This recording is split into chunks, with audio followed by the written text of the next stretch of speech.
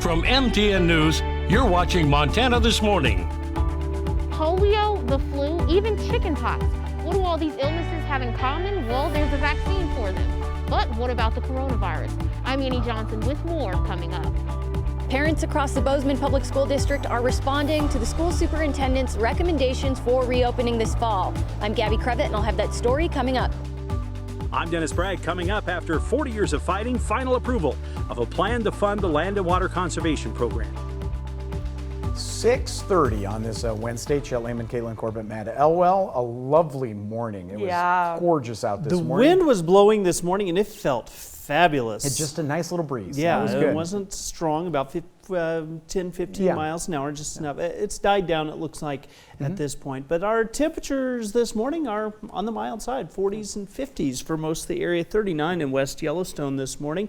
Mainly dealing with clear conditions. Now, there's an isolated chance that we could see a passing shower or thunderstorm as you head into the late afternoon or early evening. Not widespread, but air mass thunder showers. That means that our atmosphere gets a little unstable as the temperatures warm up. That's a great shot there. Thanks for setting that up, Justin. Mainly dealing with temperatures near the 90-degree mark for the area. Very slight chance of a couple of passing showers and thunderstorms. Better chances of rain still to come. We'll break down the timing of all that coming up in just a few minutes. All right, thank you, Matt. 6:31 now. Only a select few hospitals around the world currently working on a vaccine for coronavirus. One of those right here in Bozeman. MTN's Annie Johnson has the story. With more and more people dying every day from the coronavirus, a lot of people are wondering how close are we in finding a cure, a treatment, or even a vaccine. We may be able to edge Anthony Fauci's predictions by a nose. He thinks it'll be, midwinter, and I'm hoping that we can have one that we can begin to deploy by the end of the year, but that's really splitting hairs. It's not going to be really fast. Doctors and researchers at Bozeman Health are one of select hospitals around the world currently working on a vaccine for the virus. There are some 120 sites in the world that are doing this particular project, and quite a bit fewer than that in the United States, and we're lucky to be one of them. That's for a possible vaccine for the coronavirus, which is different than treatment or a cure. Vaccine essentially is an attempt to prevent disease. Treatment is what tools you use to try to help people get over it when they're already sick with something. And a cure, you don't need a cure if you prevent it in the first place. So a cure is when we determine that you've successfully rid your body of the offending organism and its effects. And what happens after a vaccine is discovered? Well, Dr. King believes that depends on the public. If people don't take the vaccine, then we'll continue to have social isolation, we'll continue to have to wear masks, and we'll continue to see people get sick and die from this. In the meantime, officials are urging everyone to continue doing what they can and practice safety precautions. Reporting at Bozeman Health, Annie Johnson, MTN News. 6:33 now here. According to the State Health Department, 82 new cases of coronavirus in Montana, including 6 in Gallatin County. Butte Silver Bowl had no new cases, 49 active there with a total of 67. Deer Lodge County had 2 new cases for 22 total, 7 active. Madison County, 2 new cases for a total of 78 total, 10 cases active there. A couple of new cases added in Beaverhead County last night with 17 that are active. In Montana, 64 people have died from the virus. 70 people are currently in the hospital. Going back to school during the COVID-19 pandemic has been a hotly debated topic across the country and in the state of Montana. MTN's Gabby Crevitt caught up with some Bozeman parents to find out how they're feeling about the superintendent's recommendations for a blended model. On Monday evening, Bozeman School Superintendent Bob Connors released his recommendations on how he thinks schools should open this fall. And as you can imagine, parents from across the district have different responses. This is my setup where I work, 40 to 60 hours a week. And then this is where my son was. Carol Ferris and her 14-year-old son shared an office space in Bozeman when schools closed down last spring. She says poor internet service at home was only one of the major issues her family encountered during remote learning. I would say our productivity both went down. I found myself having to, drop my work to help him to be successful, getting through his classes. In the recommended blended model released on Monday, students with last names A through M would be on campus Monday and Tuesday and online for the rest of the school week. Students with last names M through Z would be on campus Thursday and Friday and online in the early part of the week. It's good for them to go to 2 days because maybe the teacher can help them. Linda Huang says she's still undecided about what the perfect plan looks like, but insists, like many parents, that the social and hands-on learning component for kids is key. I can build a bubble for my kids, and they do need a normal social life. Carrie Zwerner says her kids are going 100% online no matter what, and she worries about its actual feasibility. I'm immunosuppressed. And even if I wasn't, I wouldn't send them back because I'm not willing to sacrifice our teachers and school staff and other children and families. One thing everyone can agree on, the end of last school year was hardly sustainable, and they're hopeful for something better on the horizon. In Bozeman, Gabby Crevitt, MTN News.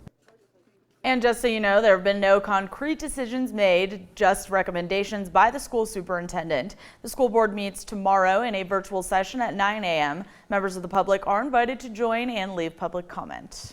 Well, we showed you the inside of MSU's newest resident hall last week. Now the university officially cut the ribbon on its grand opening. Highlight Hall will house more than 500 students and safely, according to MSU officials. The entire 6th-floor building has been put to the social distancing treatment with safe study areas, multi-purpose rooms in each of the dorms, along with 510 beds. Planning for the building began around 4 years ago, with the groundbreaking happening 2 years later. Contractors, engineers, MSU Residence Life, and others all spoke virtually from the hall's courtyard, including President Dr. Waded Cruzado. It was that group that noticed the presence of a gem, the highlight. That has been a nearly spiritual area for us all. This building, in essence, named for that gem. Now that building is open, final preparations for students to start moving in taking place later this week. After decades of political wrangling, federal leaders are finally able to wrap up permanent financing of the Land and Water Conservation Fund, with President Trump signing legislation yesterday. MTN's Dennis Bragg has the story. It was 35 years ago this month, President Reagan asked a special commission to find a permanent way to fund land and conservation programs. But the Land and Water Conservation Fund, which is paid for through revenues from oil and gas leasing, has continued to be a political football. Now in a few short months, Congress was able to pull together bipartisan support for the Great American Outdoors Act. It not only permanently allocates money for the Land and Water Conservation Fund, but sets aside billions of dollars to catch up on maintenance and infrastructure projects on national parks and other federal lands. The legislation I'm signing today builds on my administration's unwavering commitment to conserving and the grandeur and the splendor of God's creation. This is truly God's creation. Politics aside, passage of the act is big news for Big Sky country.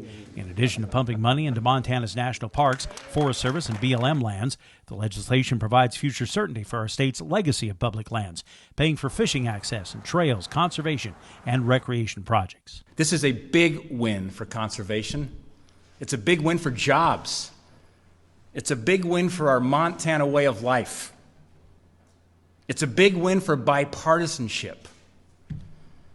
And perhaps it's only fitting it took public lands to bring a divided government together. We'll protect the Forest Service, our Fish and Wildlife Service, our wildlife refuges, our BLM grounds. This will work on our national parks. This will stop Congress from stealing the money that they have for decades and put it back into the national parks for generations to come. Senator Daines tells me the money will be available immediately. It won't have to go through a politically charged appropriations process. Dennis Bragg, MTN News. And Senator John Tester calls the bill a big deal for the Treasure State's great treasure, our public lands. Some political news to pass along. Steve Daines and Steve Bullock meet for their first debate Saturday night right here on your MTN station. The battle for your vote continues as Steve Bullock and Steve Daines debate for the first time. Don't miss your chance to watch the candidates tackle the issues side by side. Montana's U.S. Senate debate Saturday night at 9 on KBZK and KXLF. MTN also has another special political program coming up tomorrow night at 6:30. Chief Political Reporter Mike Dennison and anchor Jay Cohn will be joined by political analysts Eric Stern and Ashley Strong to talk about the big races in Montana this year. Those include the hard-fought battles for governor, U.S. Senate, and Montana's lone congressional seat. Again, that's on our Facebook Live channel tomorrow night at 6:30. Lots happening. Yeah. It is that season of the year. Oh, it is, and it's going to be an interesting, possibly big season. Absolutely true. 6:40 now. The maker of a new nasal spray says the drug could help prevent suicide. Coming up, how a drug that quickly deals with depression might help. First, though, here's a look at what's ahead at 7 on CBS This Morning. Good morning. Ahead on CBS This Morning, we'll have the latest on the deadly explosion in Beirut. Also, coronavirus cases continue to rise in nursing homes. We'll look at the policies that may have played a part in the large number of COVID deaths among the elderly. Plus, millions have lost their health insurance due to layoffs. Hear from those who lost their coverage when they needed it most. We'll talk about the options available if you are laid off. And a leading psychologist joins us to discuss ways to prevent a mental health crisis in children and teenagers affected by this pandemic. A lot of ground to cover. We'll see you at 7.